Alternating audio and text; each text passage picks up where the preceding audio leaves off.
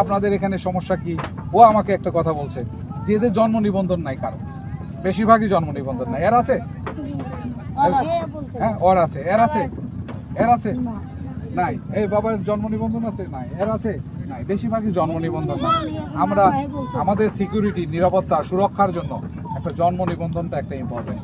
আমরা সেইটা কাজটা করে দেবো। আমি যদি বেঁচে থাকি, আমি কখনো যদি আপনাদের এখানে প্রজেক্ট আসে, আমি সেই প্রজেক্ট নিয়ে কাজ করব, এই জন্ম নিবন্ধন করব। আপনাদের যাদের জাতীয় পরিচয়পত্র নাই, আপনার সেই পরিচয়পত্র করে দেওয়ার আমি সর্বোচ্চ চেষ্টা করব।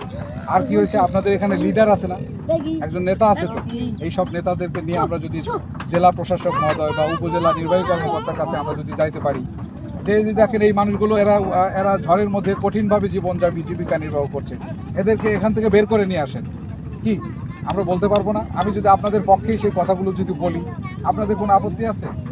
আপনাদের কাছে হ্যাঁ ভালো লাগবে না? তাহলে আমরা যদি আমার ভালো লাগাটা কি? আমার ভালো লাগাটা হলো এই মানুষগুলো আমার বাড়িতে যদি এরকম একটা সন্তান জন্ম নিত, এই মেয়েটা যদি আমার ঘরের সন্তান জন্ম নিত, আমি কি এরকম করে এইভাবে চলতে দিতাম? তাহলে কেন আমার দেশে ওই যে দেখেন বাচ্চাটা 3তে পড়ে, এই যে এটা ও চোখে কাজল দিয়েছে, একটু পরিবর্তন উন্নতির চেয়ে একটু আলাদা মনে হচ্ছে না? শিক্ষার কারণে আলাদা হয়েছে। ও যদি যখন 7-8-এ পড়বে, 9-10-এ পড়বে, তখন ও বলবে যে বাবা মা তোমরা এটা কি করছো? আমরা মূলধারায় যাব না? আমাদের দেশের সকল মানুষের সাথে আমরা কেন একসাথে আমরা থাকবো না কেন? ঈদের দিনে কি করেছেন আপনারা এখানে কষ্ট করে জীবিকা নির্বাহ করেন, কষ্ট করে আনন্দ করেছেন, তাই তো?